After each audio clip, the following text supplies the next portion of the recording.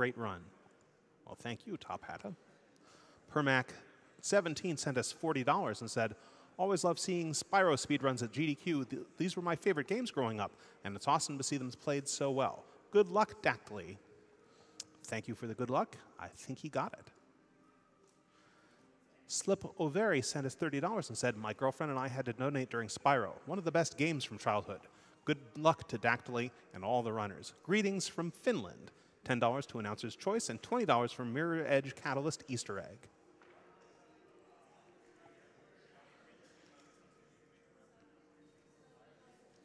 Anonymous gave us $50 and said, you cannot just tease us with a Plankton impression like that. Here's to reading some donations with the impression. It doesn't work like that. There's a specific thing I can say like Plankton. I can't do it as a general voice, but here's when Plankton first meets SpongeBob. Young man, over here. Come on, boy, a little closer. Closer. Not that close? Okay. I have something for you. I've been keeping it in my secret compartment. Seeing sparkle, sparkle, sparkle. Yeah. That's on him, and that's when we press the button. Right. So, yeah. I guess he'll just press it, yeah. We got $150 from Wall UE saying, keep up the great work. I love everything you do. And $50 from Zeta Gundam ZZ saying, hey, SGDQ, my husband and I took off the whole week to watch. This will be our first of many donations this week. Thanks to everyone who makes these charity marathons possible.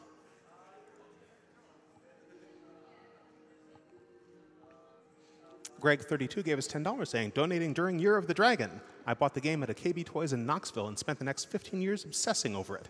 Thanks for destroying my childhood memories. You are so welcome, Greg32.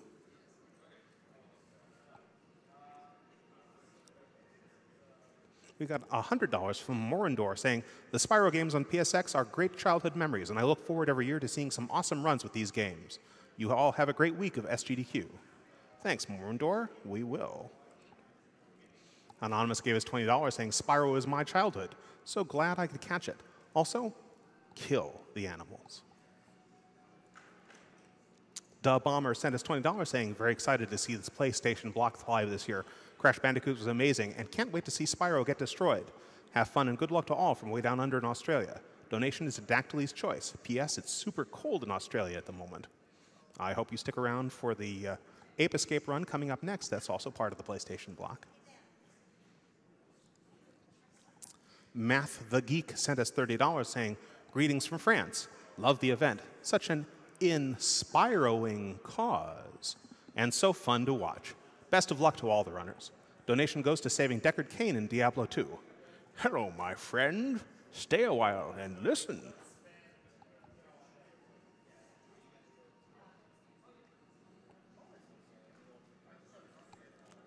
Cabs gave us $50 and said, that last comment about puns is ridiculous. We wouldn't want the donations to Spyro out of control.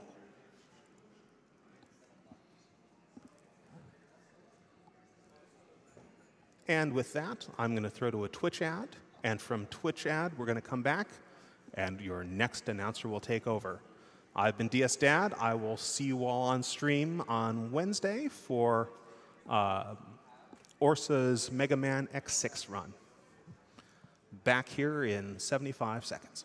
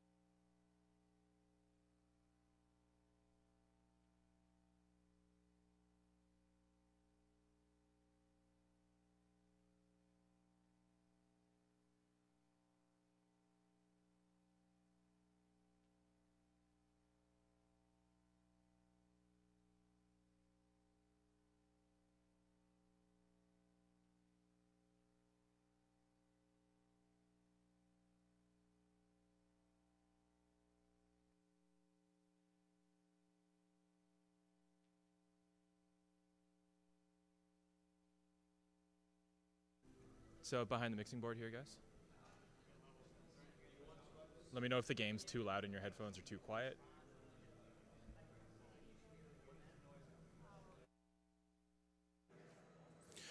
All right, hello everyone. My name is Ribbed Killa, and I'll be your host for the next couple games here. While we're getting set up, I'll just go ahead and read a few donations. We have $10 from Anonymous, who says, $10 for my favorite series of games. First ones I ever beat, 100%. Money to Runner's Choice.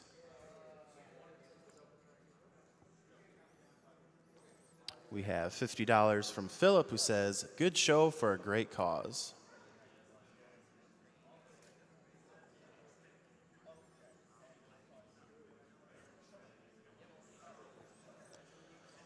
We have $20 from Bone Mom 67, who says, donating for nostalgia's sake. I listened to Bonesaw 577 play this game for hours, days, weeks. Good luck to all the runners. Bone Mom. Thanks, Bone Mom.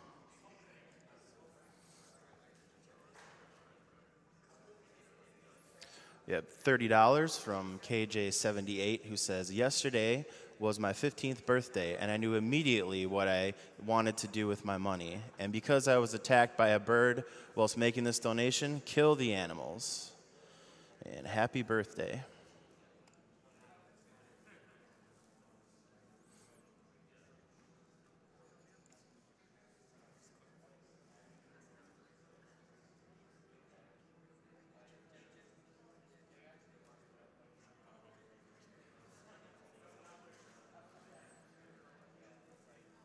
Got $30 from Thorn Maiden, who says, thank you for everything you guys are doing for Doctors Without Borders.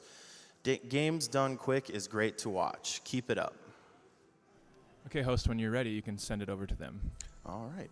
So it looks like we're ready here, so I'm going to go ahead and send it on over to Eednob whenever you're ready. You can go to the start screen, do your countdown whenever you're ready, man. I'll bring you guys in like 10 seconds.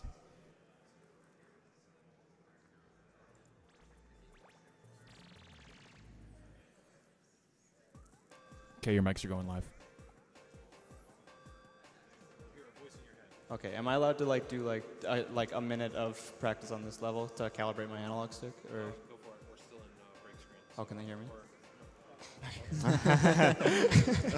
All right, just give me 1 second.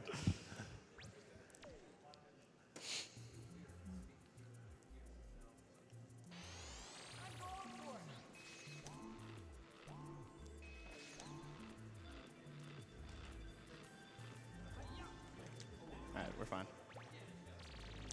Just had to make sure. No, we're fine now. Yeah. What thick jungle route are you doing? I'm going to do the one where I don't commit to Windy. Okay. So I'll catch one in the first room. All right. Yeah. Just real quick. Ah, sad. I had to give it one attempt, just chance.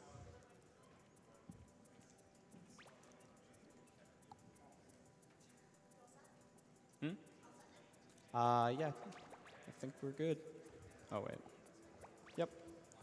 We are all good. All right, you ready for the countdown? Yeah. All right. In 5, 4, 3, 2, 1, go.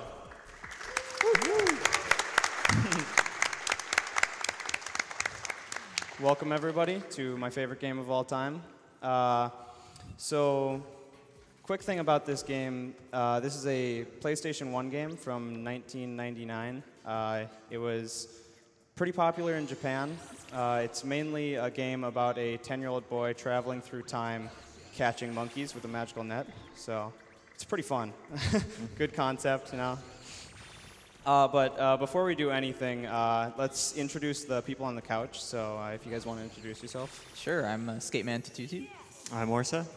I'm Hornlets. I'm Sportsman225.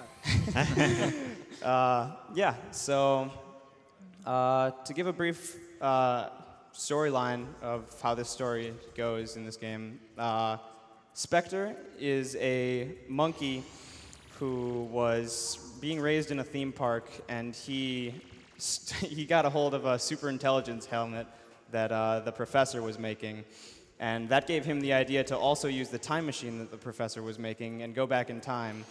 So he made duplicates of all of the super intelligence helmets and gave them to tons of monkeys to send them back in time to take over the human race so that apes could be the dominant species. So yeah, that's pretty much it. So I'm a 10-year-old boy going through time with a time net to capture those monkeys and get Spectre's helmet back. So yeah, and that's pretty much it. It's pretty simple game. Yeah. Yeah, so one thing to note about the category, he is doing all monkeys, but he is not going to be catching all of the monkeys in any of the levels at first. This is because there's a hard cap on how many monkeys you can catch on your first visit, and it's always lower than the total number of monkeys in each level. So he is going to be having to revisit each of these levels. Yeah, this category, it's the second most popular category in this game, and it's definitely had a lot of revisions to the route in the last couple months, just because there's been more focus on the category. So there'll just be a lot of this, pretty much, just going through, you know, catching a couple monkeys. The real fun part is around 10, 12 minutes into the run, where we'll start getting some gadgets that will speed up the run. So yeah, it's right now it's just pretty much just going through catching the monkeys in the fastest way we can while running. So right now, another thing about this game is that we are slowly traveling through time. So if you guys haven't noticed, we are in the dinosaur age right now. So you'll see some dinosaurs in a second, but we're going to slowly travel through time. It's almost like we're chasing Spectre through time. But we got to start in the way ancient past to, you know, start where he first sent the monkeys, I guess. So this catch, there's a monkey in this egg, but you can just kind of just jump on him and catch him. So this is the first dinosaur we get to see in the run, I think.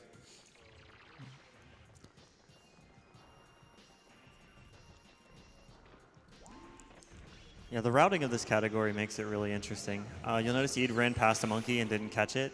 Oh, yeah. The concept of having to revisit every level means that a lot of the time you'll have to route in certain monkeys that'll be faster when you have certain other gadgets later and remove some. So it's a very interesting speed run. And the general idea for most levels in this game will be to basically go as far into the level as you can and catch the furthest monkeys for the first visit, and then come back and get the closer monkeys for the later visits, just so that you don't have to kind of backtrack and go the way that you've already gone before. Mm-hmm. Mm-hmm. And that's going to play a huge part in this next level, because this next level, even though it's only the 4th level in the game, it's one of the bigger levels in the game. So there are tons of different routes that we could choose here. And hold up. Yeah. So I'm actually going to do a backup route here that is more marathon safe. So I'm going to catch an extra monkey in the first room that will allow me to skip a monkey if he gives me bad luck.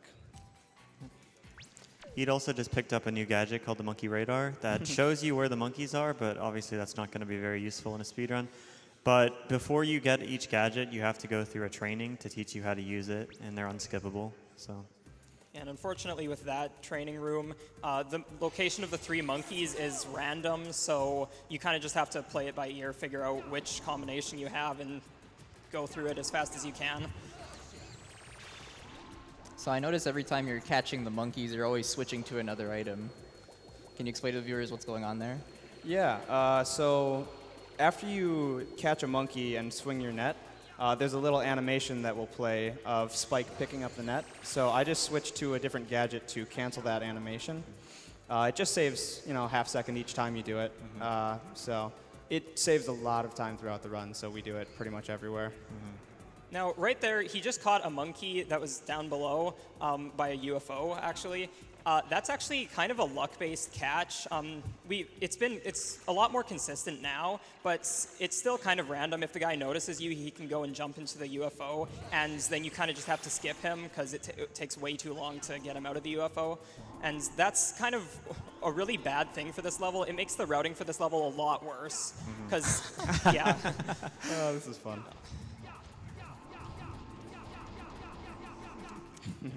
Fun times. Yeah, it's possible to one cycle that fight if you go fast enough there, but it's pretty difficult to do. And you have to be standing in the right spot as well. Because he has a little wind attack that can blow you backwards. And, oh, love that. Eid also did a minor sequence break in this level called a slope jump. It's a kind of a weird mechanic where if you walk slightly up a slope and then jump, you can get a lot more height depending on the steepness of the slope and how far up you walk and stuff like that. So he used that to skip to a part of the level he wasn't quite supposed to be at yet. Yeah, usually you would go through that water area that you just saw at the end there, and you would have to go through the entire area and do a little paddle boat section and dodge some electric fish and such. It's actually really fun, but we don't have time for that. I don't know, it kind of controls really weird. Yeah, I didn't find it so fun. So this is the first very hard level in the game. There's one, most of the level is easy, but there's one monkey that can kind of ruin everything. So I'll point it out when I get there.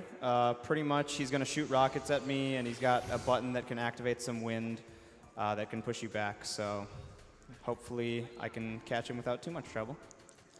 So one thing I want to point out right here is that, oh, sorry. No, that's all right. These jumps that he's doing over here, normally you actually wouldn't be able to make these jumps, but by doing a bit of tech called a neutral double jump, we can make these. Basically what he's doing is he's jumping and then releasing the analog stick, jumping again and then pressing the analog stick again.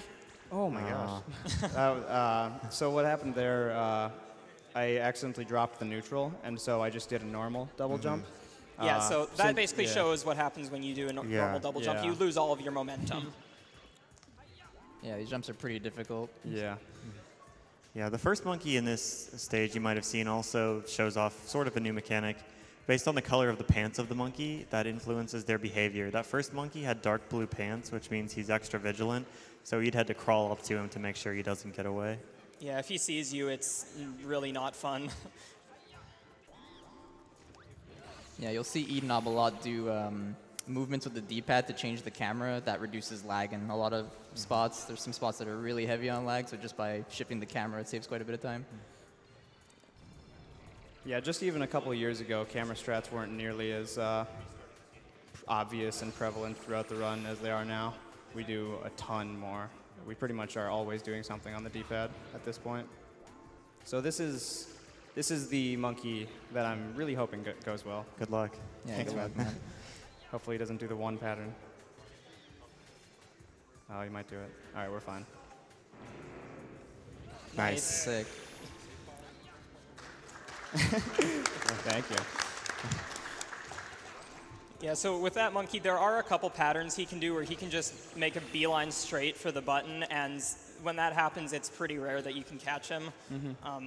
But yeah, the good luck is just to, if he shoots missiles at all, it's usually pretty good. You can just jump and get the missiles to sort of miss you, and then you can go and catch him right away. And that's a fairly new strat, jumping to dodge the missiles. That's probably within the last year or so. Yeah. It used to be much, much, much harder. Yeah. So next we're going to get the first useful gadget that we get in this game, besides the water net, which isn't really a gadget.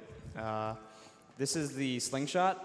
So normally you would just use the slingshot to, hit things from a distance, but in this game there's a fun little glitch, which we call infinite jumping. So you can pretty much sequence break the entire game with infinite jumping, and it really makes the run interesting. Because it opens up the options for so many new routes in so many different levels. Makes the game more fun, in my opinion. Yep.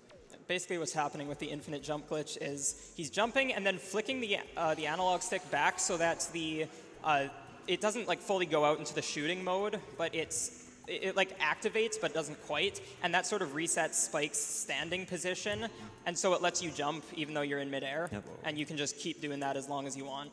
Yeah, I assume the developers coded it that way because they assumed that if you were pulling the slingshot back at all, you'd be on the ground, so you might as well just ground you, so then you can just jump again.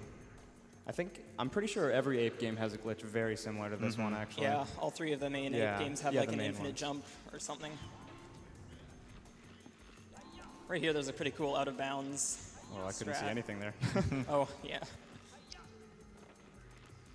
Yeah, this is the first time you see it, but the terrain out of bounds is very weirdly designed. Like some spots it almost seems intended that you can walk out of bounds, whereas some spots there's like just infinite fall pits placed randomly.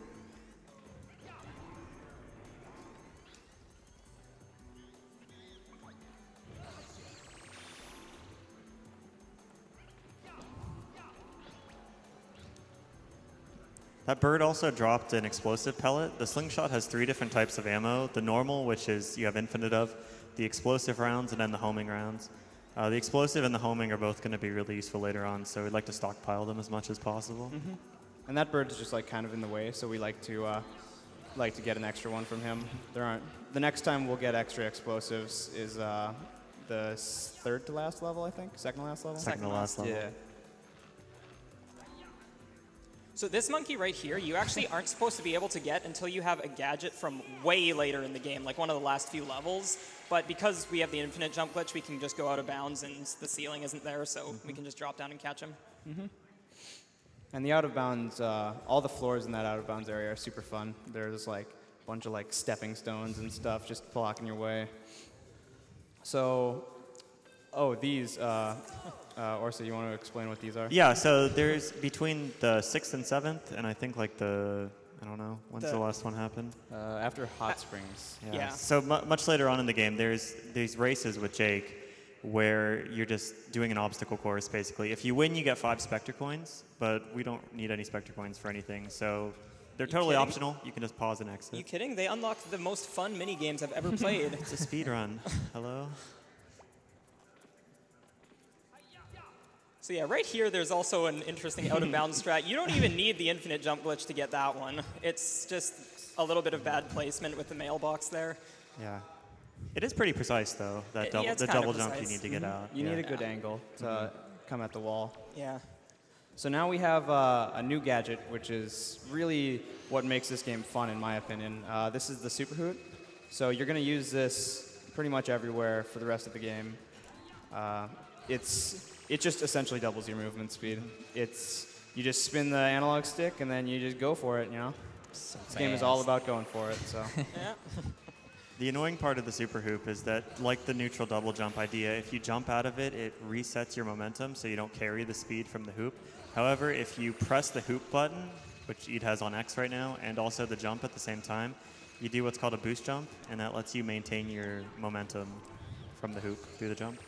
Yeah, and then you can also chain that into an infinite jump chain, and it just looks really cool. It goes fast, and it's definitely the movement of this game is what makes it a really cool speed game. Yeah, absolutely. And the premise. I like catching monkeys as a 10-year-old boy with a magic net. Yeah, that's true. So from here on out, we are starting to move forward in time. We're still kind of in the dinosaur age, I think, because the next level after this one has, they call it a goblin. I'm pretty sure it's just like a dinosaur. It's just a huge dinosaur. So this is kind of a water world, so we're going to be doing a bit of swimming in the next level or so.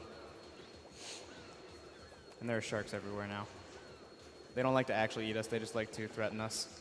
Yeah, they kind of just swim in their own little area. Yeah. Well, actually, the one that the monkey was on sometimes hits you, but the other guy just ignores you.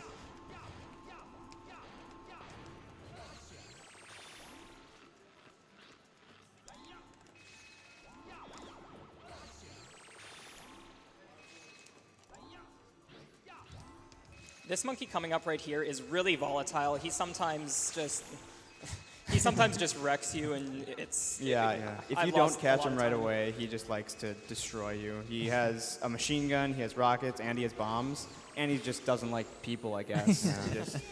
He's not a fan of me. Yeah, you didn't have a chance to shoot anything there. That was a very nice catch. Yeah, thank you. So next up, there's a very, very important and very large trick in the next level. Saves quite a bit of time, but if you miss it, it loses quite a bit of time. It's not super hard, so I'm really hoping that I don't miss it, but there's always a chance. So we've gone through many different forms of the route in this level, but in the end, we ended up finding a strat that is pretty much doing a blind jump into the abyss. And you just have to hit a loading zone that's super far away. But yeah, It's not that bad. Yeah, it's not as bad as it you're sounds. intended to be fighting some tentacle mid-bosses in this stage to open up more different pathways to get through. But hopefully, we'll be hitting the out of bounds here. Those guys like to double team you, or quadruple team you.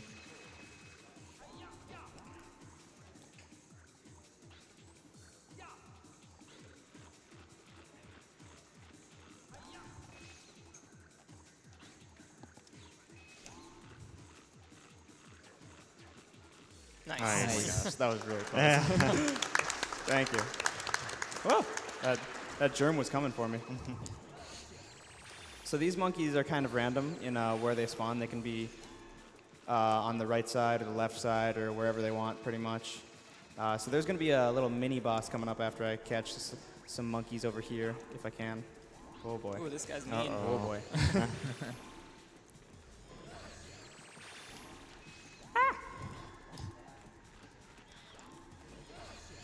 All right, nice. So there's a little mini boss coming up here, which is pretty fun actually, especially casually.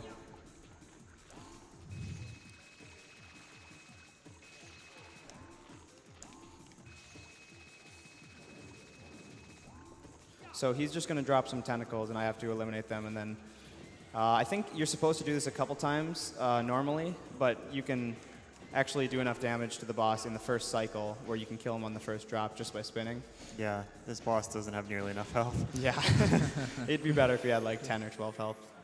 So now that level's done, we're going to have a couple easy levels in a row. So now would be a good time to read some donations. Definitely. I have $10 from Anonymous, who says, long-time watcher, first-time attendee. It's been a great time so far. This donation should be the first of many. Good luck to Eednob and all the runners.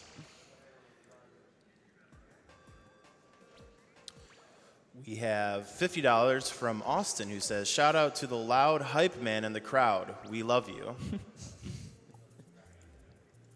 So real quick, we are now in the Ice Age. So there's going to be woolly mammoths and snow and all that fun stuff all over the place now. Oh, that was, okay. Yeah, that strat that he just did right there is actually kind of precise, where he jumped onto the stick that's in the water there. If you fall into the water, it acts basically the same as lava or just basically lava, where you'll land it and then you'll like jump out and you'll get hurt, and it's kind of annoying, but you know, he nailed that strat. Yeah, so. the stick strat is really nice because it lets you catch a pretty early cycle on the mammoth. Otherwise, that monkey will fall like much further off to the left, which loses time. Yeah. Yeah, that's actually my favorite level in the game. The time attack of that level is really, really fun, and I've always just loved that level. That one and the previous one, Dexter's Island, they're my two favorites, casually, and speedrunning. So this level also has, this level in the Any Percent run has a bunch of different routes that you could do. In the All Monkeys run, there's basically one, and there's going to be some fun glitches at the end. And now we have a new gadget, which I will be using throughout this run. Not too often, but occasionally I'll pull it out for some help. This is the intended way of gaining vertical height in this game. It's called the Sky Flyer. So it works just like the Super Hoop. You just spin the analog stick, and you'll shoot upwards. It's pretty fun. Adds a lot of fun tricks to this game.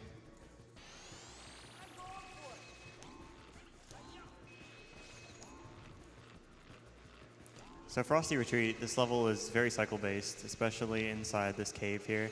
There's stair cycles you want to catch, and there's also snowball cycles that you're going to want to avoid. Also the spike cycle the right here. spikes as well, yeah. Yeah, we have to wait for these spikes a little bit.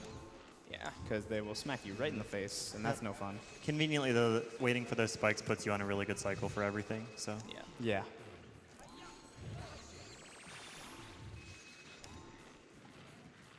Oh. Oh, nice. That was a little sketchy. So those are the enemies that drop. Oh, they drop the guided pellets. Yeah, they always drop, I think, 2. One. They can drop more than one, but Give me one they always second. drop one. Yeah, so messing up in this room is a little bit risky. There's that one monkey down there in the center of the screen can Yeah, go this run one. into the UFO, and if he does that, yeah, it wastes a lot of time, so Yeah, Eednob finished that one. Yeah, problem. I got lucky Fix that I that. realized that I failed it quickly enough Yeah. that I could correct my mistake. So this is a new glitch. This one is less than a year old. You can do that. Just jump through the wall because it's super fun. That was Dark Venom who found that trick. It's very useful. It saves a second or two, and it looks cool. So Yeah. thought I'd try it out. Oh, and also, I know it's the middle of the run, but quick shout-outs to Flurgandy because he provided the controller and the game for this run. So huge shout-outs to him. Yeah, and it was a brand new copy of the game and a brand new controller. So Yeah, huge shout-outs to him. He's awesome. So this is also one of my favorite levels. It's a little laggy, but other than that, I think this level's super fun. This is essentially the level designed for vertical height. So this is where your Skyflyer skills are really put to the test, is in this level. Yeah, there's just a bunch of hard stuff to test your skills. Yeah, this level's an absolute nightmare without the infinite jump, but with the infinite jump, it's not at all. You just skip pretty much everything. Oh my gosh. Oh, Nice. nice save. So yeah, that's one of the biggest uses of the Skyflyer in speedruns is if you accidentally get hit or something, or you fall. Well, I guess falling off doesn't work, but if you jump in the wrong direction, you can just use it to save yourself without dying, and it's. I mean, I should use it more, but. Yeah, it's super useful. There are a couple glitches that you can only do with the, well, not glitches. There's a couple sequence breaks that you can do only with the Skyflyer, but just in general, it's just really good for, saving yourself if you make a mistake. It's a very useful gadget. Now would be another good time for donations. All right. I actually just have a quick announcement. So Games Done Quick is now accepting bits during SGDQ. For each bit that Games Done Quick receives, we will give Doctors Without Borders 1 cent during SGDQ. And just a reminder, all the bits that come in goes towards the Sonic Generations Blindfolded Green Hill Zone run. Currently, it stands at 263,092 out of the 500,000 needed. So go ahead and keep bringing those in.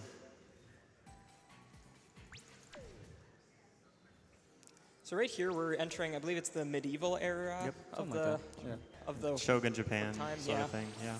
So like right here we got a nice temple coming up. These are all super fun levels. Yeah, this is the best catch in the game right here. Yeah, triple catch. Oh no! I apologize. That's close enough. That was close enough. Yeah, you got two. Almost got it.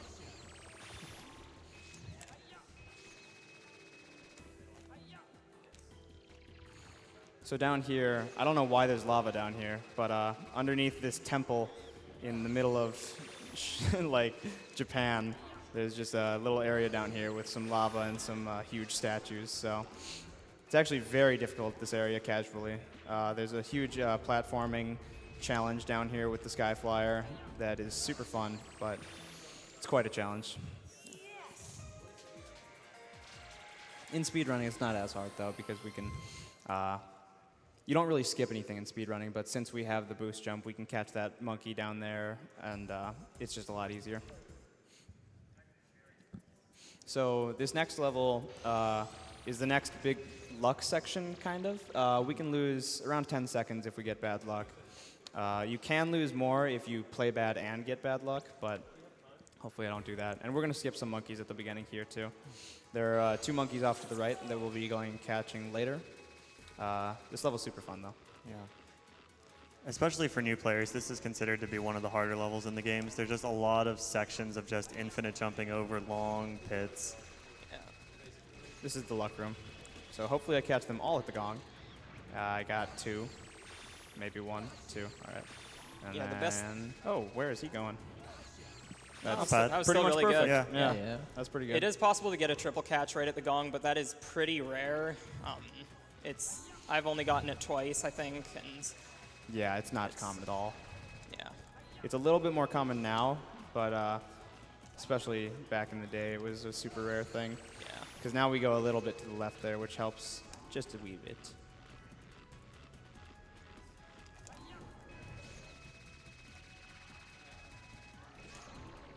So So right here, this is another monkey you're supposed to use a later on gadget to be able to get, but you can actually just sort of clip the slingshot through the wall a little bit and shoot the monkey through it, so then he just notices you and runs out. Yeah, the slingshot, when you hold it out, it extends slightly further in front of you. It lets you go right through the wall. Yeah, I think that's the only monkey in the game that you can do that with. Yeah, I think so. Pretty sure.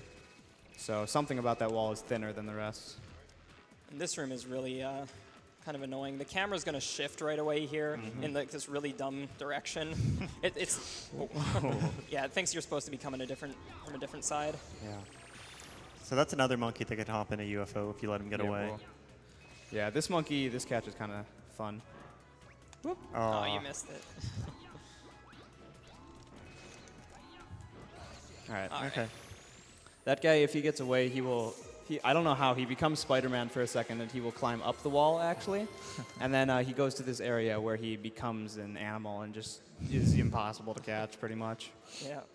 So this next level, it's the first really long level in the game. So it's going to be around 5 minutes long, and there are 20-something monkeys in it. And we're just essentially going to go all the way around to Castle. This is also a format change. This is the first level in the game where you don't actually have to catch any monkeys to progress. You just have to defeat the boss. But Ede's actually going to catch all but 2 of the monkeys in this level. And that's a really cool change from the any % route, because the any % route, you just go, you have to hit this button to open up the boss, and then you just go fight the boss. But in the all monkeys route, you have to actually catch all the monkeys, and so it actually shows a lot more of the level, and the route just works out really well. This is probably my favorite level in the speedrun. Definitely in this route. I like it in any % too. Just because, I don't know, don't have to catch monkeys. I don't know, it's pretty fun. Right here, there's a little out of bounds you can do to skip having to go through the castle normally. You just kind of go through the basement door. Yeah, you're intended to sort of work your way down and then back up. But here we can just start at the bottom and then just work all the way up to the top. Save some backtracking. Is that the first time in the game we've caught monkeys with the water net? I think it is. Maybe. Oh, yeah, the training room. Yeah. But yeah, the water net has a feature where you can shoot a net out in front of you, and you can catch monkeys very easily that way because it has a very wide range, which is super nice and convenient. So coming up here, there's another monkey who can control you pretty hard if you miss him. Hopefully I don't. It's this guy. Yeah, nice. okay. Nice. So that guy, if you miss him, he will jump in the water and he'll just run all around, and he just has a great time. Yeah, he's got this like loop that he goes around the entire room, and it's annoying to catch him. So this will be a boss level, actually. There will be not a mini-boss, but like an actual boss at the end of this level. Well, sort of. Yeah. Sort of a boss. He tries his hardest. Yeah, he really does give it his all. So I give him full points. So this level is very vertically and horizontally based, so it tests a lot of your skills in this game. Like this room, it has a lot of vertical in it. It's got these little slidey slides that you can go down, and you're supposed to take an elevator to the top and start at the top and work your way down, and then you fight a little night boss, mini boss at the end. But we actually come in from the exit, and then we do the room backwards, which is super fun. This room is going to have a little lag.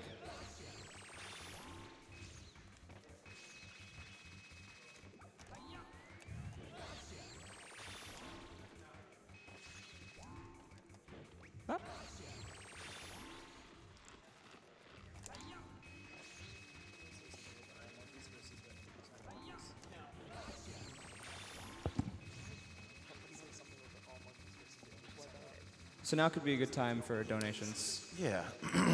So I have $15 from LaxBro000 who says, best of luck to the runner and shout out to my man Sportsman on the couch from his friends in Platteville Gaming Association and Spam.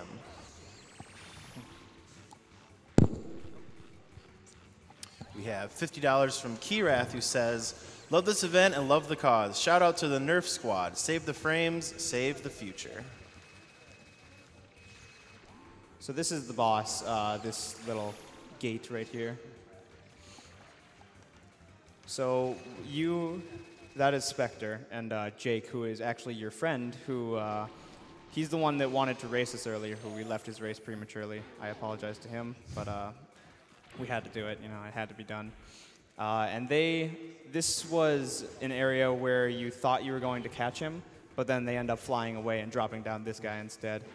So what we're doing right here is we are just damage abusing, because usually you would have to run around and avoid his lightning attacks, and we just, you know, have a fun time instead. Yeah, for whatever reason, if you do 2 explosives and then 2 stun club hits, the boss only takes 4 hits to die, and you have 5 HP, so you can just take the damage abuse, make him stop being invincible, and then hit him. Yeah, because the explosive pellets do 1.5 damage, or I guess it'd be 3 damage, and the stun club only does 2. So you're intended to fight him with the stun club, but since we do 3 damage with the explosive pellets, we can just do 2 of those, and that would count as 3 stun club hits. So now we are going to enter a new era.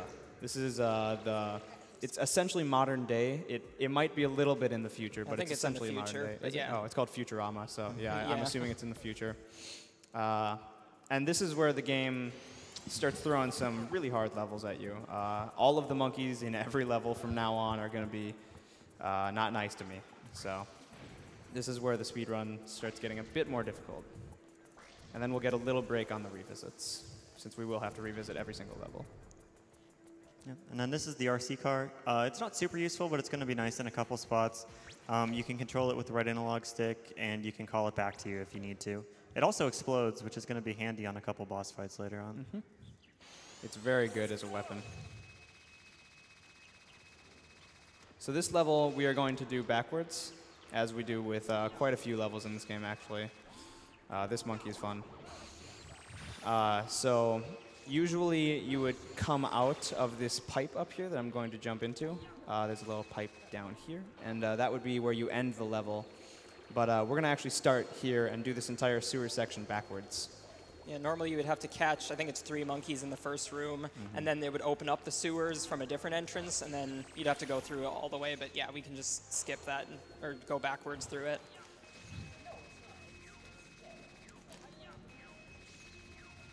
All right, so coming up is one of the least fun monkeys in the game. He has a little enemy guarding him. He's right here. This enemy loves to troll you. I got super lucky here. But that enemy, he multiplies, so even if you attack him, he just like spawns a billion more of himself. You know, a lot of beginners get pretty tripped up over that. Mm-hmm. I've lost plenty of runs to that guy before. He's same here. My favorite monkey in the game by far. Oh, there's one later on that's maybe a little worse. Don't even get me started on that guy. Yeah, there's a monkey 2 levels from now that used to be extremely, extremely hard, and I think a lot of people still harbor a lot of resentment against him. But there is a new strat that makes him much less horrible. But yeah, he still control you all he wants if he so chooses.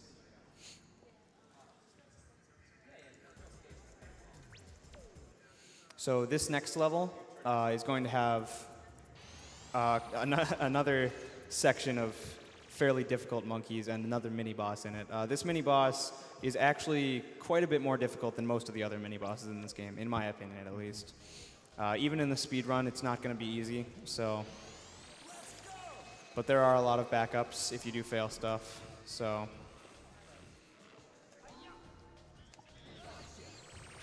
So these monkeys, this monkey and the monkey right here, they would jump into tank mech things, and there's actually a way to duplicate them if you want. And there is a setup to duplicate the second one, but there is no setup for the first one.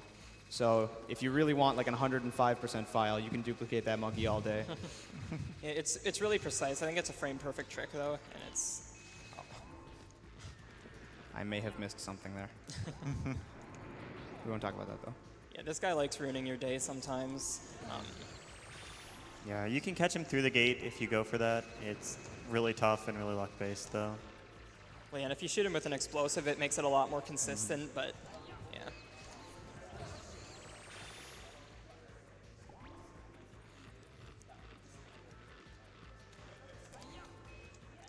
So coming up here is the mini-boss that Eednob was talking about. Nope, this one's on the revisit, actually. Oh, this never is mind, one sorry. of them, yeah. Yes. So that one we will fight on the revisit. But usually in any percent, we would just catch Right. that guy, though. Oh, also, I don't think we ever mentioned this, but he did a thing there where he should have taken fall damage, but he actually didn't because he swung the stun club. If you're swinging a gadget as you fall down, it negates any fall damage you would be taking. Yeah, it works with almost every gadget. It doesn't work with the hoop, but or the RC car, but I think every other one works. I think so. I think so. I guess not the monkey radar. Oh yeah, no, the monkey radar. Not 100% sure about that.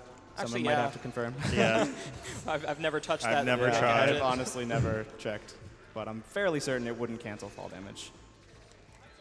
So this is where the actual mini-boss is that we will be fighting, and this one's way harder than the first one because of lag. Yeah, that area is really laggy in this. So this one at least. whole room, there's just a bunch of conveyor belts that are causing lag. I assume that's what's causing the lag. And so this fight is going to be a lot more fun. Oh. So you can get quick hits if you hit him while he's falling, but it's almost frame perfect like that. Nice. Oh, nice. All right, well, I can't get him that time because he turned around, but 2 quick hits is pretty good. Yeah, that was pretty fast. Yeah, that's definitely above average. Usually it's 0 or 1 on this guy. On the first one, it's not hard at all to get quick hits. You can get all of them every time, but on the second one, it's quite a bit more difficult. So coming up next is another pretty long level. This one has another real boss fight in it, and this boss fight is going to be quite a bit more difficult than, well, not more difficult, it's going to be quite a bit more elaborate than the first one that we did. So it should take around 2 minutes for just the boss fight itself.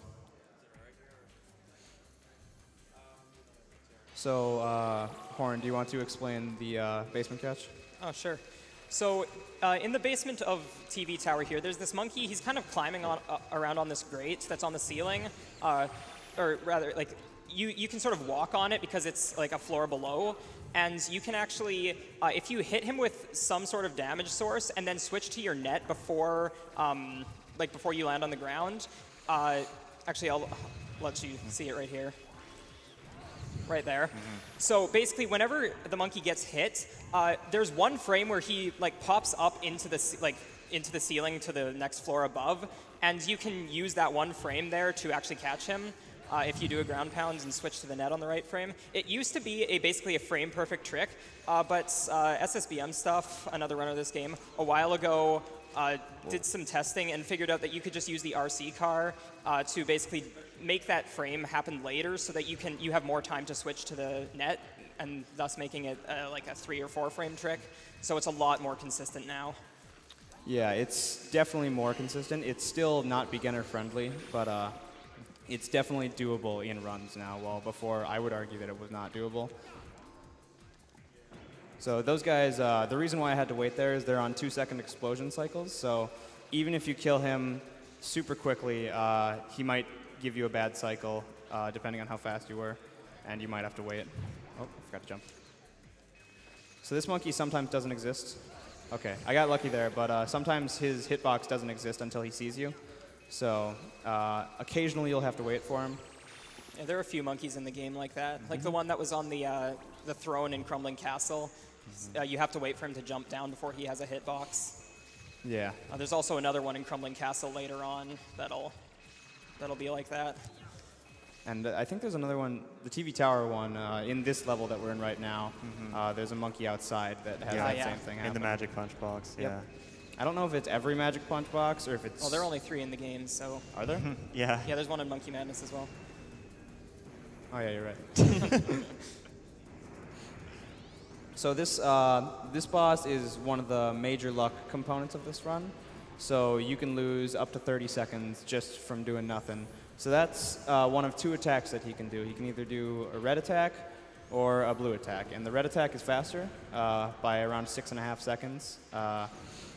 The blue attack that he does, hopefully you don't get to see it, but he essentially just shoots some UFOs at you, and they just fly around for a while, try to hit you. But since we're outside of this little black line here, only one of them can actually come hit us. So.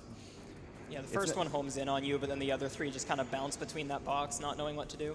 So we just shoot one of them down, and then the rest of them can do whatever they want. So we're getting super good luck. Already way better than Yeah, this is very nice. 4 my reds. Wow, yeah, that's pretty sweet. Yeah, there's the two different types of attacks, as far as we know, is a coin toss, right? Yeah, They're just we have like- not found anything. Yeah. So that's still pretty rare that you get 4 in a row. Now right here, there's actually a bit of RNG manipulation that Eednob's doing. Basically, he's standing in this sort of specific spot. It's not that precise, but right about here. And then as soon as the guy starts flying, he starts hooping around, and that makes him always go and like fly around, or like fly and open up his button right away. There is a chance, a very low chance, that he can start shooting a bunch more missiles, and then an even lower chance that he can actually basically go back to his first phase, sort of. It's really annoying. It wastes a lot of time. And yeah, with this sort of RNG manipulation strat, it basically prevents that from ever happening. Unless you mess up the RNG manip, then you are forced to get one. And I got the RNG manipulation all 4 times, so that was actually a perfect boss fight because I got all 4 reds and the RNG manipulation. Yeah. So pretty perfect. Thank you. And that RNG manipulation strat is very new. Like you only Maybe discovered a month it or like 2. Yeah, Yeah, I a didn't month even or know 2. about it until you just told me. Yeah, that was Saboom actually had the idea for it in one of his recent runs. I think it was an 100% run. He suggested the idea that you could manipulate it, and so I just spent like 30, 45 minutes just messing around in that boss fight, just trying to figure it out until I found this setup, which is very nice. So this is by far the longest level in the game. This is the last level in the game, actually, but we're not done because we have to go and revisit them. So this is where we actually get a good chance at catching the final boss, Spectre, the guy who stole the intelligence helmet. But before we do that, we gotta fight all of his minions first. So this is a clown that he must have hired or something. Hold up, and there we go. Yeah, the concept behind the first half of this stage is that Spectre's kidnapped all of your friends, the Professor, Natalie, and also Jake then. And you have to go around to the circus, the haunted house, and then the go-karts area in order to rescue them. So this first one, we're rescuing the professor. And this, the clown right here, Eednob actually waited for a little bit before hitting him the first time. And the reason for that is because he has a different attack if you hit him right away. He'll sort of start like spawning a bunch of balloons, and he'll be invincible for a little while. And it's a really annoying attack, and you get hit a lot, and it wastes a lot of time. But yeah, if you just wait for him, he'll always just start rolling towards you, and you can just shoot him with a bunch of explosives, and it's really fast. So. Yeah, that clown fight is, I actually really like it. It's got some fun stuffs in it.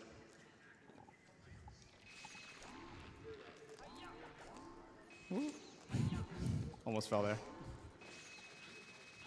So this monkey, I don't know why I have to catch him. He's just over here having a good time at the arcade.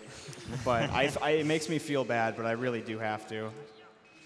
Because who knows? I mean, he's got that intelligence helmet, so he might take over the world someday.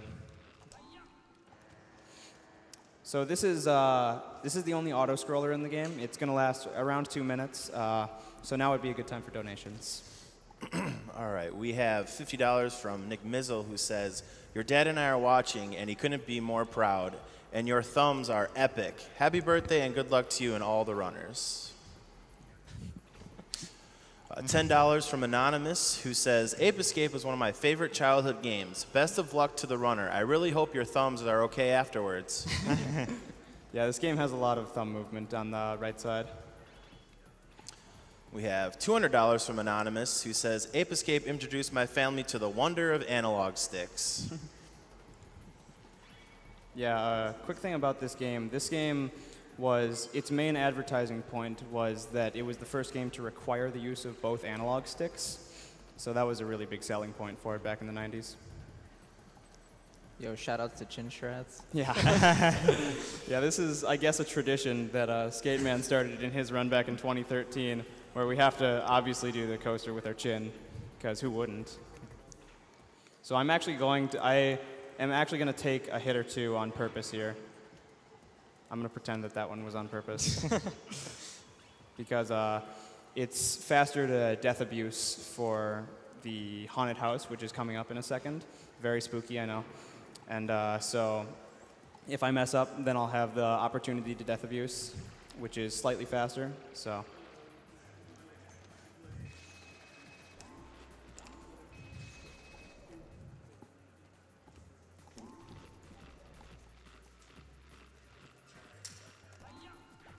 Your voice is beautiful.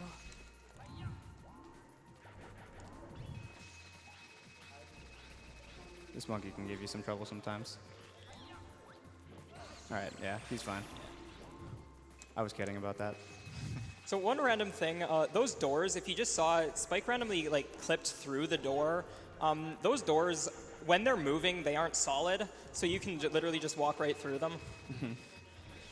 As long as they're moving. If they aren't moving, then they're obviously just normal doors. Maybe. Oh, nice. So that area is very luck-based. If the monkeys see you in the wrong order, they'll jump into coffins, and you won't be able to catch them all at the same time. And that's why I had one cookie, which is your life. Because then if he jumps in the coffin, an enemy will come out and immediately kill me and respawn me at the beginning of the room, which saves quite a bit over having to wait for him, around 10 seconds or so. Those 3 are also the last monkeys in a haunted house, and it takes a long time to get out, so it's faster to pause and exit and then re-enter the level. Yeah, I forgot about that. Oh, this is Jake. This is our friend with the blue hair, Jake. This is the first time you're actually required to fight him, and this is kind of your final confrontation with him, because his mind has been taken over by Spectre, and so he's just being controlled to attack us. Whoa. So yeah, normally this fight is actually supposed to take 5 cycles. He's supposed to drive at you 5 times, and then you hit him once. But by actually pinning him into the corner there, you can, I guess, sort of like reset his invincibility frames or something, and like they just don't exist, and so you can just keep hitting. Well, they exist for a little bit, but you can just keep hitting him and kind of stun lock him. All right. Okay. Nice. So another thing, scary. another thing, that loading zone right there, I think it's the only one in the entire game. There is a chance that the game can sort of like soft lock or crash, where basically it's a hard lock, where basically it'll just start playing random audio from cutscenes earlier in the game, or even later, and there's nothing you can do about it, and it basically just means your run is dead. Yeah, it's we have really a safety rare, save just in case that happened. Yeah, but it's very rare. I've had it happen maybe 3 times, I think. I've had it twice, I think. I've had it a couple of times, yeah. Yeah. And it seems to mostly only happen really on worse discs. Yeah. So. I have a disc back home that has a ton of scratches on it. It's many, many years old. It's the disc I started running this game on, and it happens almost every time when I use that disc, so it's super fun. I don't use that disc anymore. So this monkey, you're supposed to go around and shoot a button by that Spectre coin over there, but you can actually jump out of bounds, not out of bounds, but and you can skyfly over to him, but then you can't see, so I like to switch the camera and then also get punched in the face. So coming up are 2 very difficult monkeys. This essentially turns into Call of Duty for a second. That's because I gotta shoot these guys down. They can give you one of 3 patterns. They spawn very quickly, which is good.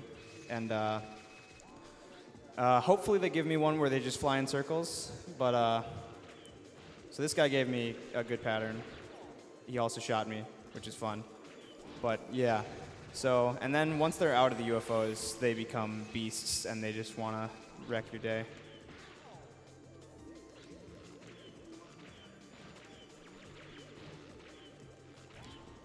Whoa. Oh, no. I may have come a little too close there.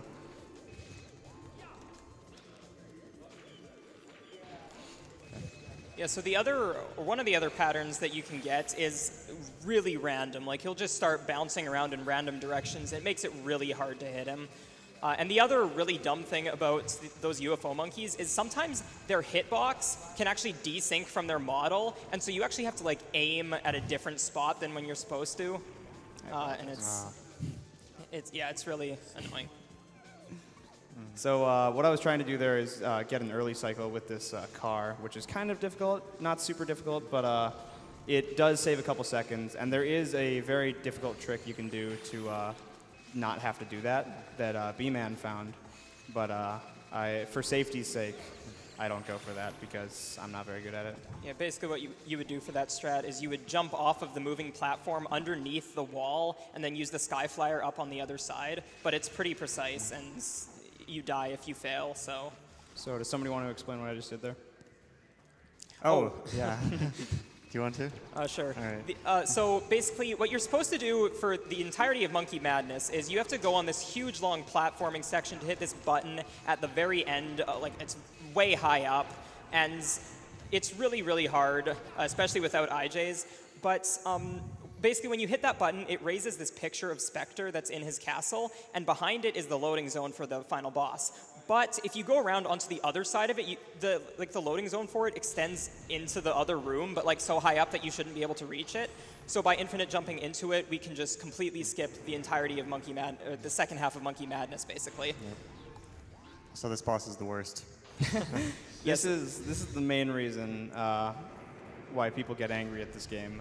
This boss, he has like 4 or 5 attacks that he can do that. And he just kind of does them randomly. We haven't figured out any way to really manipulate him to do a different attack.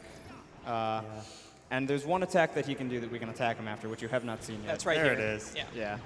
So we kind of just have to wait for him to do that 4 times. And you lose about 5 seconds every time he does something else. This is really the only major luck component of the run besides the TV tower boss, which is not as big of a deal, but definitely still a big deal. Yeah, the only rule of governing this fight that we know of is that he can't do the same attack twice in a row unless he's missing an arm that he would need to do it. Then he can do the same attack twice in a row. So the best you can get is a 5 cycle. Yep. Yeah, the purple lasers I think are the only ones that he can do twice in a row. Because with a 5 cycle, I think he... Yeah, because he would do it twice in a row with that. Yeah. But that's pretty rare. I've only ever gotten 2 5 cycles, I think. So after this fight, we're gonna be. This would be the end of the any % run after you beat this boss because he is the final boss. But since we have to catch all of the monkeys, we have to go back through the game again, and it's not going to take as long the second visit. But Man, this Spectre luck. yeah, I haven't been counting, but this is quite a high number, I'd say. Yeah, I think you're probably on Probably in the 20s, I would say. 16 or something Yeah, right I now. think It's somewhere around there. It's a larger number than 5, that's for sure. So this is not usual. This is pretty rare to get luck this bad, but it's all right. So yeah, once he loses both of his arms, he goes into, I guess, his last phase where he's going to shoot he's going to shoot a shot at you. It will basically get rid of the floor, and then you can just kind of hit him after his button opens up. It'll do that twice, and then you can, the last time he'll shoot twice, so you kind of have to play that properly. I'm just messing around. None of this is required. I've never actually tried doing that before. You just kind of like, I don't know, something's weird about his hitbox. He just kind of bounces you off. So this is the end of the any % run right here. So that would have been a 53-something any %. But now we get to go back and do the entire game again. So now is the credits. So now would be a good time to read donations. Yep, and we got quite a few people showing some love for Ape Escape. So we got $50 from the other Jim. Ape Escape is one of my favorite runs to watch. Since he's been catching all the monkeys with his net, I've got to put this to saving the animals. We have $50 from Fleur Gandy, who says, good luck on the run, Eednob, and thanks for the shout-out, man. Also, hi, Horn and Sportsman. I'm glad to be a part of the Ape Speedrun community with you guys. Oh. Spilled a little water, don't worry about it.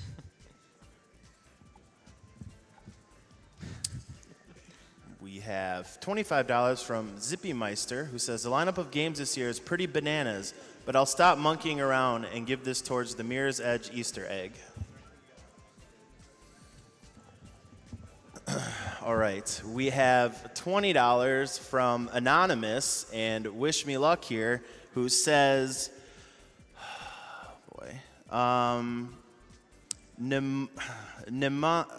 Pneumona ultra microscopics illy covolcanoconiosis. I know that was wrong, but also shout outs to the host Rib Killa, that's me, who loves motorcycles. Yes, I do love motorcycles.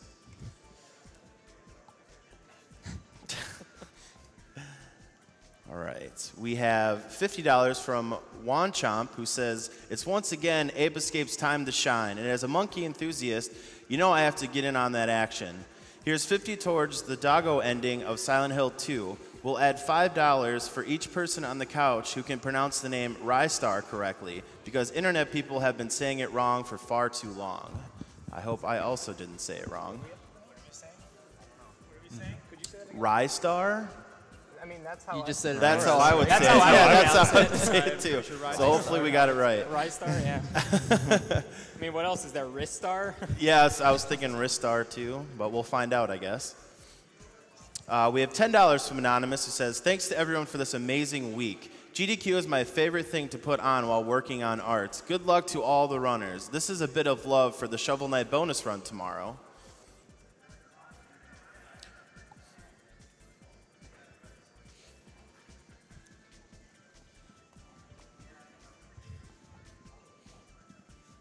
We have $50 from Harambe, who says, following GDQ since year one from France, and it's my first donation. Ape Escape was one of my best game I played on PS1, so I have to donate on this run. Good luck to Eednob and save the animals. Huh? There's $50 from Echo Abrams, who says, I've donated to every GDQ for the last 4 years. Keep up the great work for a great cause.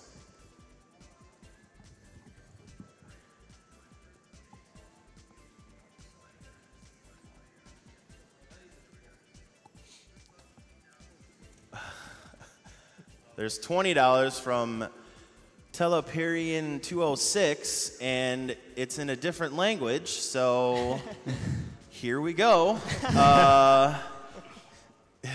Uni donation por si gran jo de falcom et merci a tutti organisation et les runners por cet entertainment. Sounded good to me. Yeah, all right. Proud of you. Give a clap for him. Thank you.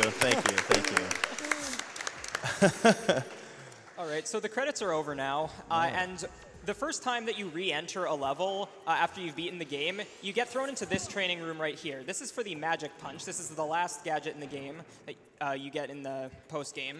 And basically, it's just this big boxing glove on a spring. And it's pretty useful, especially in time attacks. It's used all the time in time attacks. Whoa. That guy was out to get me. So this gadget is essentially going to replace the stun club in 99% of all scenarios for the rest of the game, because it's just a better version of it, essentially. Because it has longer range, it does more damage, it's just better in almost every way. So it'll make this room a bit easier because I have the range to attack this guy. This guy, he's a fun guy. He likes to shoot you and such.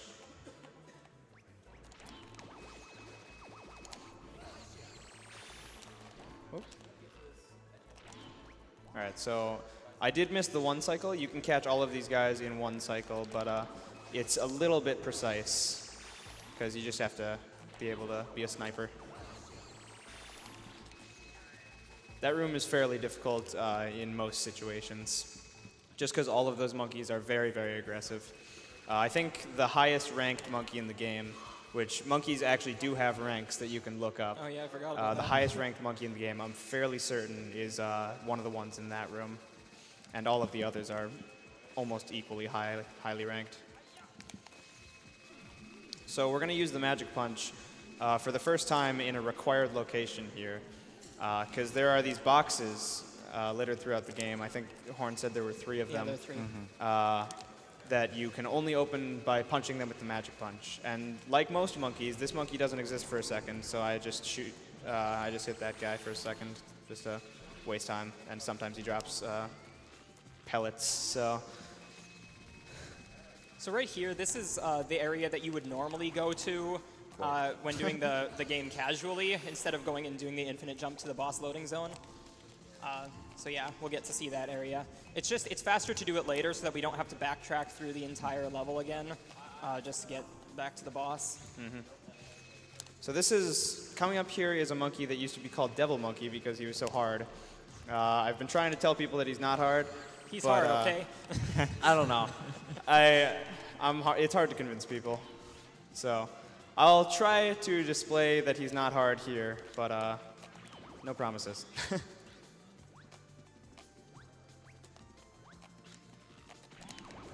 So that's what How the do new you strat do does. it? Absolute magic. So that monkey, he used to be super hard because we would use the RC car. Where's the? Okay, I forgot where the hole in the floor was there for a second. But we used to use the RC car to catch that guy, which is very, very difficult. And trying to catch him with the RC car, I would say, is worthy of the name Devil Monkey. Yeah. But using nothing but your body to lure him out is much, much, much more consistent. No, I've definitely, during all Monkeys runs, I've lost like upwards of 4 minutes on him. Yep. Just because of him trolling me for that long. Yeah, when he runs, he really runs. Yeah.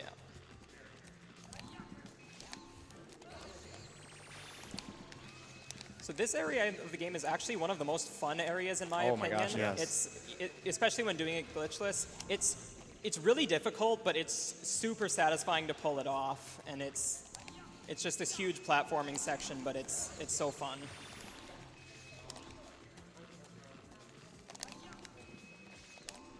So this is the last monkey in the level, and then we're going to get to what I consider the hardest trick in the game. It's fairly new. It's within the last year it came out, but we're going to try to catch a monkey in a very, very unintentional way. So you will see that in a second. We'll be going back to TV Tower, which is where we fought the second to last boss fight against Spectre. So, yeah, you could read a donation.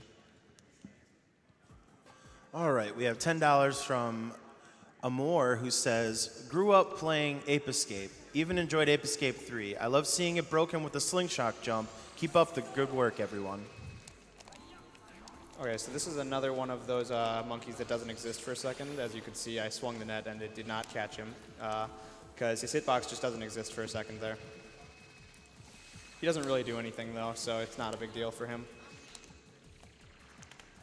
So this is a monkey that if he sees you, he kind of just wrecks you. Oh, okay. This is what I consider the hardest area of the game. It's only going to last like 15, 20 seconds, but I definitely consider this the hardest trick in this run. So I am going to not talk for a sec. Not that. It'll come up in a second.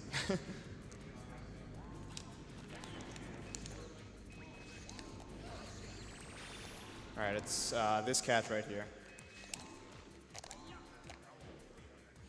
All right. Nice.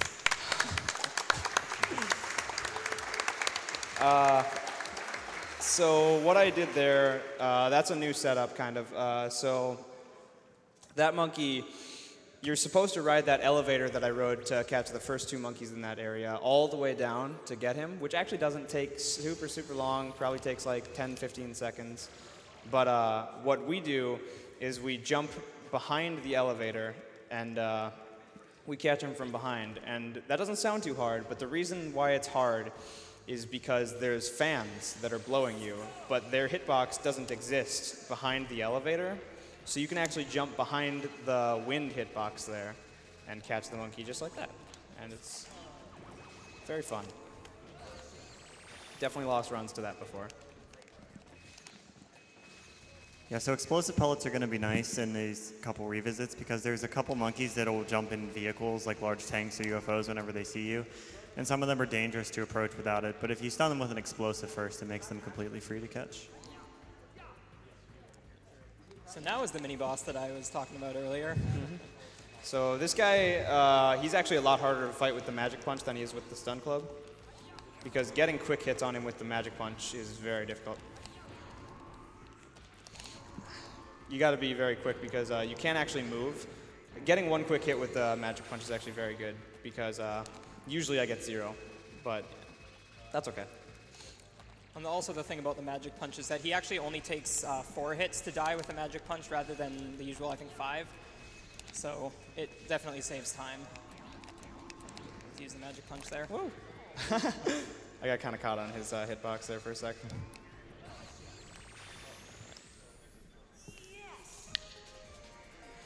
was loud. So this next area, I really like the revisit in this next area. But there are 2 luck-based monkeys. One of them not so much, but the first one, we're essentially going to try to catch him through a cage, and he can do as many animations as he wants. He can just kind of sit there and sneeze all over and over. He can look around, and he can just wait all he wants. But usually he only does somewhere between 0 and 3, but we've seen as much as 11 before. So that was perfect luck, where he does absolutely nothing and just walks right into your net, because he's super nice.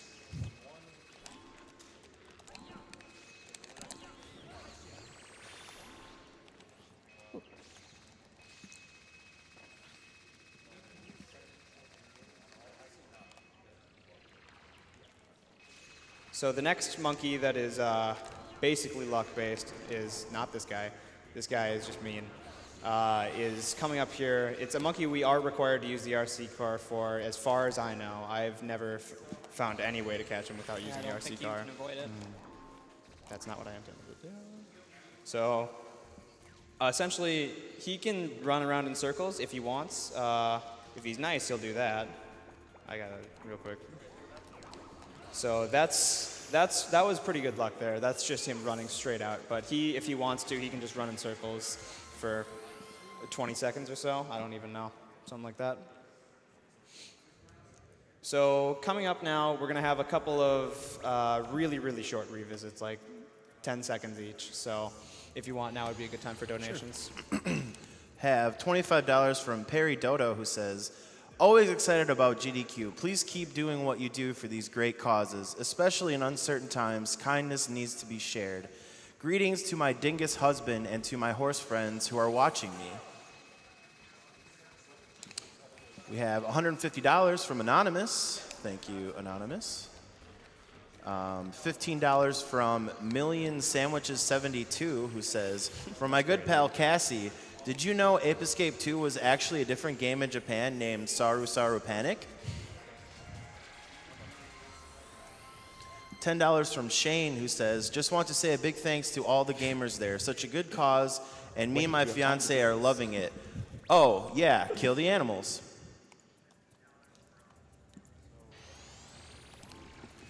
$25 from Fake P0 May, who says, first game I ever beat as a kid. I'm loving the speed run. Brings back so many memories. I actually never beat this game as a kid. I was not nearly skilled enough. And look at you now. I can almost beat the game now.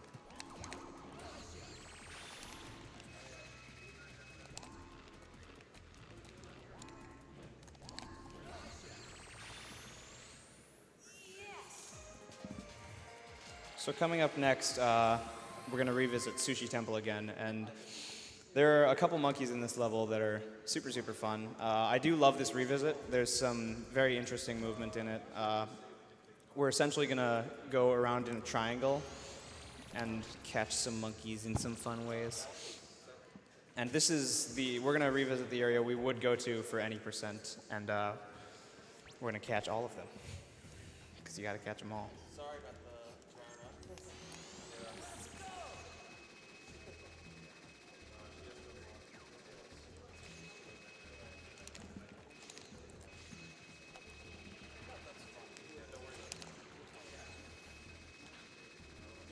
It's funny you say that, because we have a $300 donation from Buggin Arug, who says, gotta catch them all.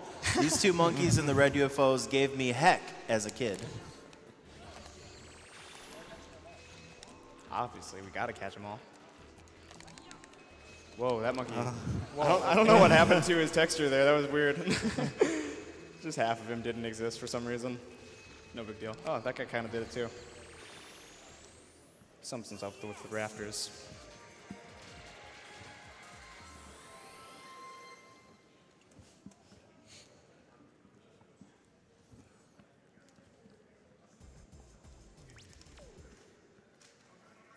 We have $50 from San, who says, my wife and I are big fans of the event, and this year's special. We have our first baby on the way, which we named Monkey, who will do its own ape escape soon. So this donation goes out to him or her, Little Monkey Hype.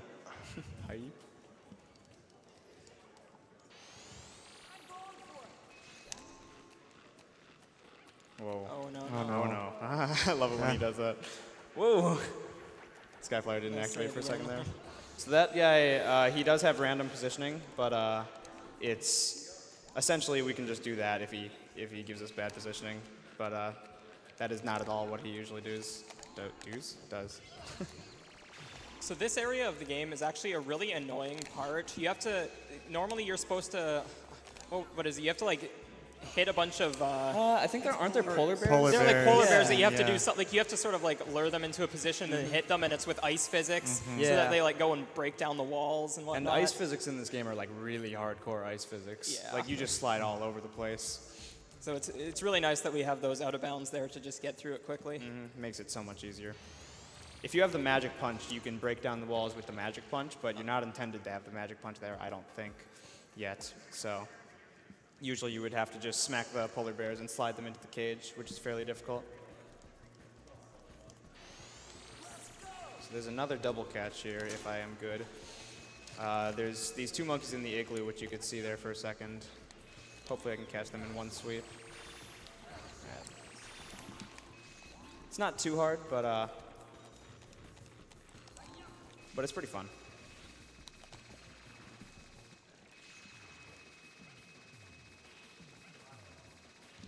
So now after this we have the shortest revisit in the game, Snowy Mammoth, which I previously said was my favorite level in this game. Only has one monkey in it to catch, but he does have 3 seconds of variation just in case. He can jump into his igloo if he wants to.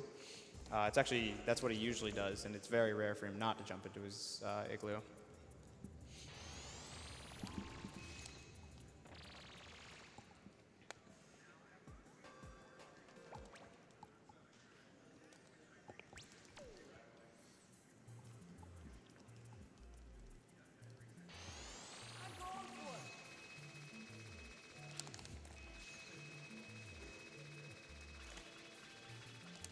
So I got the normal luck. So I just gotta wait for him.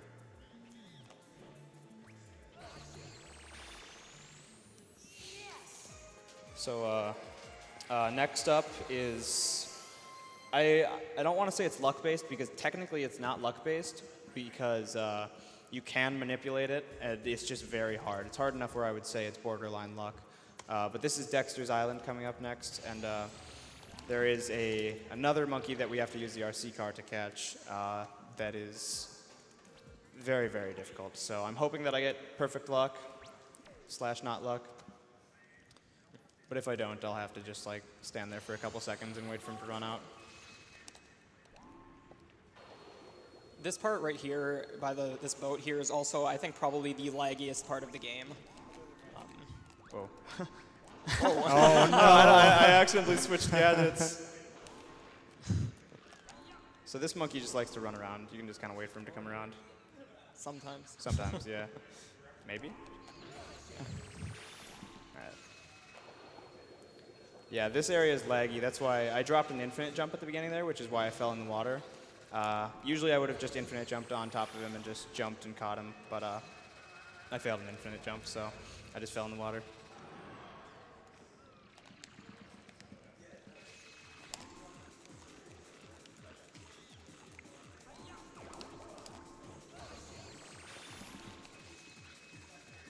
So this is the monkey that I'm talking about.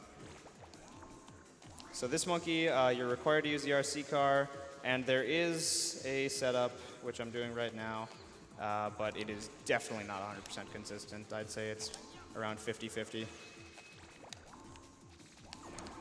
That monkey's very aggressive. Yeah, this room right here with all this pink stuff is also pretty annoying because if you hit those big, like those things coming out of the ground, you actually like get a boost in the opposite direction, and so it's kind of hard to maneuver around that area. Where are you going? Oh, wait. Oh, jeez. Where is he? Somewhere around here. Yeah, so that's not what I intended. After I went back into that pink area with all the uvula things or whatever, and then came back out, he was supposed to be just standing there waiting for me to catch him, but sometimes you just gotta stand there and wait for him to run out, and then if you do that, then he can choose where he wants to jump into the water. So that wasn't too bad. I've seen much worse. This is one of my favorite revisits. It's pretty much just the beginning of the any % route, basically, but I just love the movement in this level.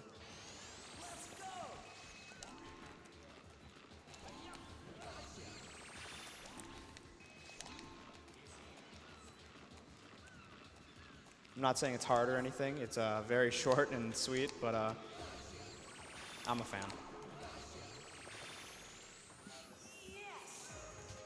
Yeah, most of the revisits from this point on are just going to be really quick, with the exception of, I think, Thick Jungle. Oh, and Dark Ruins, I guess. Oh, yeah. Yeah, those two most of the rest are just going to be quick, less than a minute. Mm-hmm. Because there's not too many monkeys in any of them besides those two. And those are two of the very, very long levels at the beginning. And Thick Jungle, usually there was a catch that I did earlier that we talked about, that if you don't get it, we would catch him on the revisit, the one next to the UFO. But luckily, I did catch him on the first visit, which means that I don't have to catch him on the revisit, which is super nice. Because if you have to catch him on the revisit, it's just the same as catching him on the first visit. There are no gadgets that you have that can really help you. These crabs are fun. Sometimes you like to slip on them like banana peels. Whoop, not what I intended to do. This catch, this guy, if you don't catch him like that, then you have to shoot him down while he's in a UFO. You can also use an explosive on him. That's what I do. But yeah, that way Can works you? just as well. Yeah, you explosive him and then boost jump over and hoop to him. Yeah. Maybe I should do that. I never even thought to do that. I've just always done I think I saw Saboom do it once, where you just do the 4 infinite jumps, bump up against the wall, and then you just drop on him. Which is, it's consistent enough, so. Yeah, it works. Yeah, I mean, it worked there, so we'll pretend that it always works. So Cryptic Relics, another pretty fun but short revisit. We're just gonna do a couple pretty cool catches here. The first one, we're just gonna infinite jump over to catch him, but the second one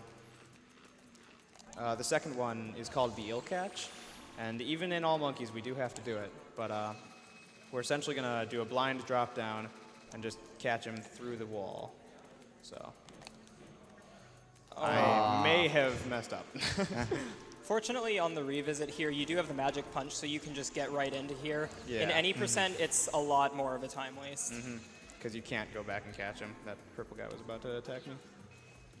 Yeah, that's probably my favorite catch of the game, the Eel Catch. Yeah, it's super cool. Yeah. That one's been around for ages. Yeah. Shoutouts to Greg and LD for that name. Oh, really? Yeah. Oh, cool. I never knew that. So coming up next, another really hard revisit. Just everything in this level is hard, and there's a little bit of lag everywhere. But this one is another one of the kind of long ones. It takes about 2.5 minutes. But there is a mini boss, kind of, that you have to fight here, and then you just have to go all over the place. So the next 2 levels are going to be fairly difficult. And then after that, it's a bit easier until the final boss. And then the final boss is fairly difficult as well. So we're almost done.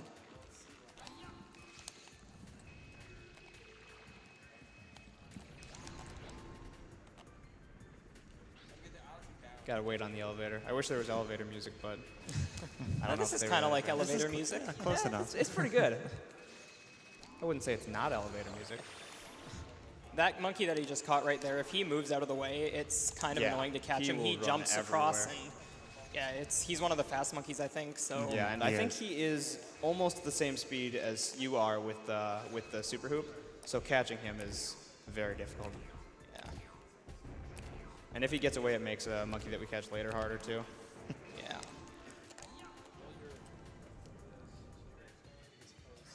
Nice action pose there. Thanks, man. This guy is another guy. He doesn't exist for like a really long time. Yeah, so we have to essentially wait for him to get out of the coffin. You can catch him as he's jumping out, but the fact that it took him so long to see me meant that his animations were off.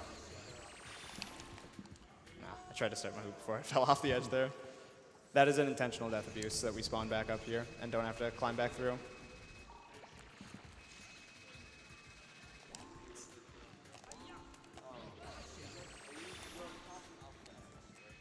Got some laggy infinite jumps here.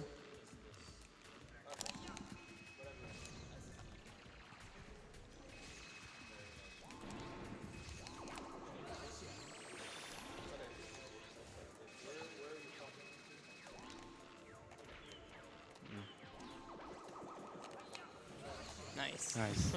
That guy's fun. If you miss him, you just kind of have to go down that slide and catch him again when you're at the bottom.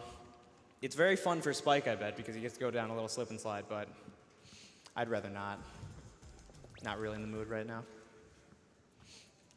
So now we have the last hard revisit, and then after this, it's pretty much smooth sailing till the final boss. But this one, this is Thick Jungle, where we had that UFO-less catch.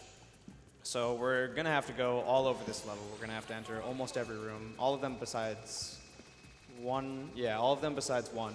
So we're going to have to travel all over the place. And I am going to do a little safe strat on the next monkey because he's similar to the tree monkey that we fought in the first one, except he actually exists before he gets in his tree. So we can shoot him with an explosive. While with the previous one, we weren't able to do that. But this ledge is fun. So I've died there many times because that ledge is, I don't know, something about it is weirdly designed that makes it fairly difficult. That was an intentional death abuse, so we can come back to the beginning of this room. And then we'll go and catch this guy. And then normally, if we hadn't caught the UFO-less monkey, we would come in here to catch the UFO-less monkey. But since I did catch him, we can just skip him and catch the monkey that I skipped.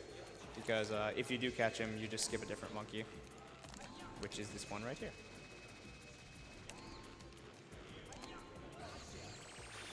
And then we go back. And that is not the fastest route. There is a faster route where you can rely on catching UFO-less, but it's not, I wouldn't say it's marathon safe. Others would disagree, but I would say it's not marathon safe, so I don't do it.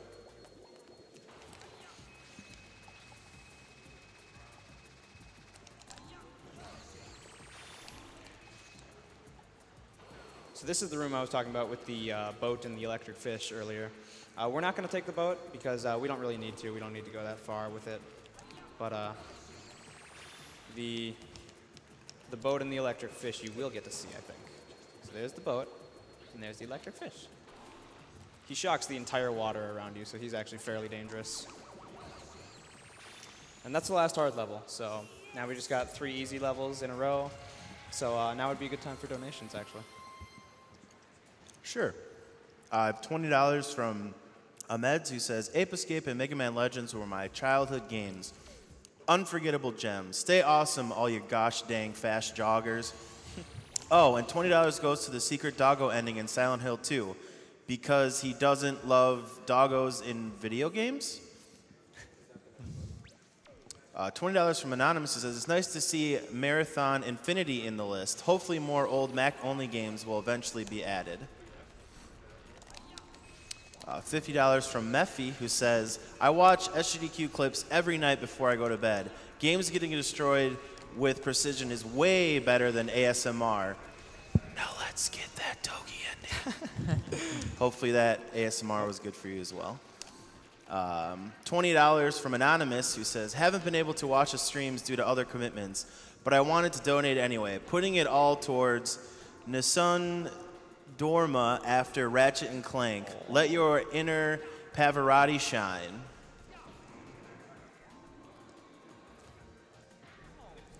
So with this Triceratops Miniboss, I guess, there is a bit of a fast strat you can do where if you position yourself just in front of him, you can get hit by him, and then he'll sort of keep pushing you forward, and so you'll stay in front of him, so you can just hit the bombs back right away.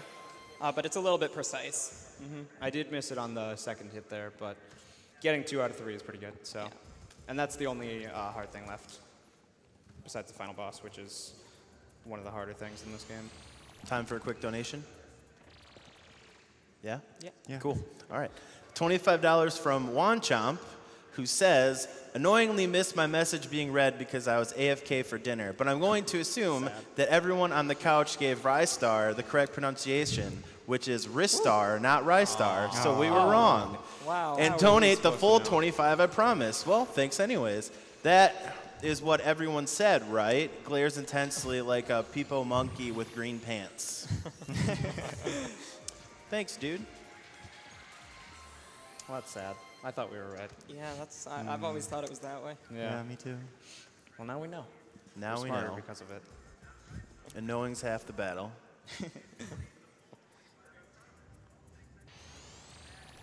So this is the last revisit, and then we're just going to go straight to the final boss.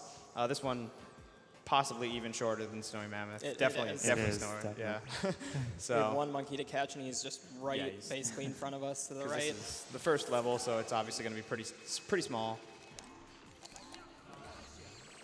And you can actually, you're intended to use the Sky Flyer to get to that monkey, but you can actually do it completely without the Sky Flyer. You can just jump up there from the hill over to the side using the neutral double jump, which I think Horn explained earlier. Yeah.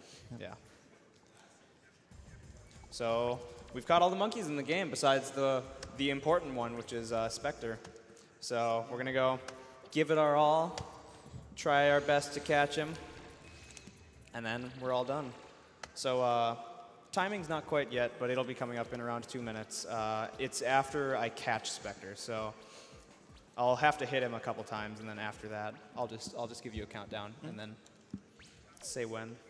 Does Spectre himself actually count towards the monkey total? I can't remember. I have no idea. I'm pretty sure he No? doesn't. Okay. Yeah. Are there 206, There are 204? 204 monkeys.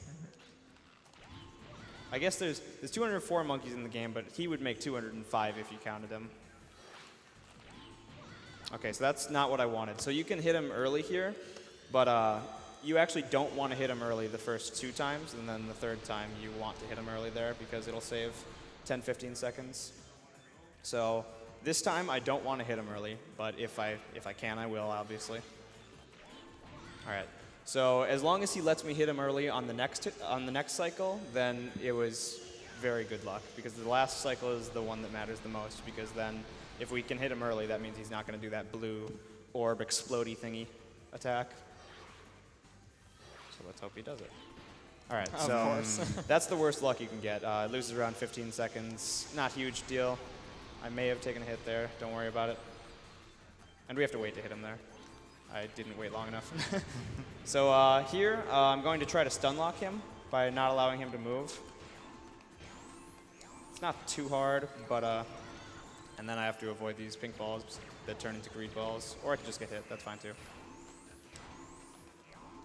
And if you try to hit him too quickly, then you'll just get smacked in the face because you can't hit him that early.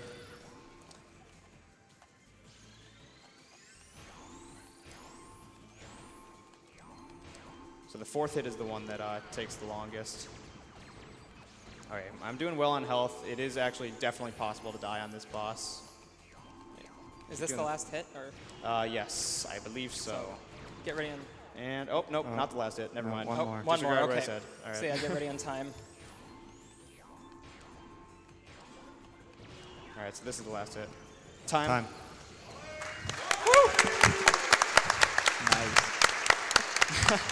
Thank you, guys.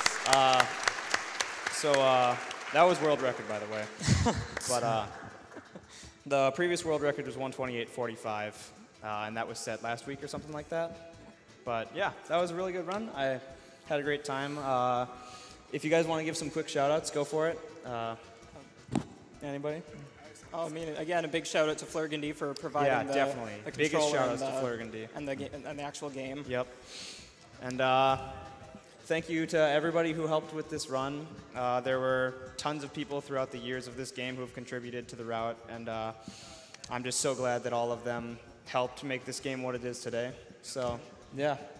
Thank you guys so much. And did you want to say something? Yeah. I could just use one. If anyone is interested in running Ape Escape, I recommend going to the speedrun.com page for Ape Escape and looking for like any of the runners here on the couch. We're more than happy to help you if you're interested. Yeah, for sure. Yep, definitely. Yeah. So thank you so much. That's Ape Escape. Thank you guys all for watching.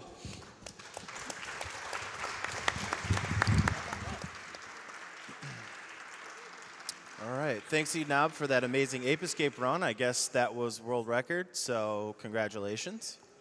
So I have quite a few donations here, so if you guys want to get snug while I go ahead and read a bunch of them off, I have $20 from Kevin, who says, attending my first GDQ. Donation goes to Runner's Choice. Good luck, Cooper. Have $10 from Abby Stabby, who says, I really wanted to donate during the Sonic block, but I have to be at work today and won't be able to tune in time. So here's my donation before I have to leave. Please put this donation towards Sonic CD's Japanese soundtrack, because I never fully understood why the US felt the need to make their own OST. I do not have a slight preference to the US soundtrack, but the Japanese deserves recognition. Oh, and shout out to the Sonic Generations blindfold incentive. We all know Sonic himself would fly through Green Hill blindfolded. No sweat. Let's see the runner do the same. Have $50 from Momo the Mo, who says, I've been watching the GDQs for years now. Super excited as this week continues. Always love watching live when I can, and the vibes for everything I inevitably miss. Kill the animals. And yes, I do just want to remind that Games Done Quick is now accepting bits during SGDQ. When you cheer during SGDQ, Games Done Quick will donate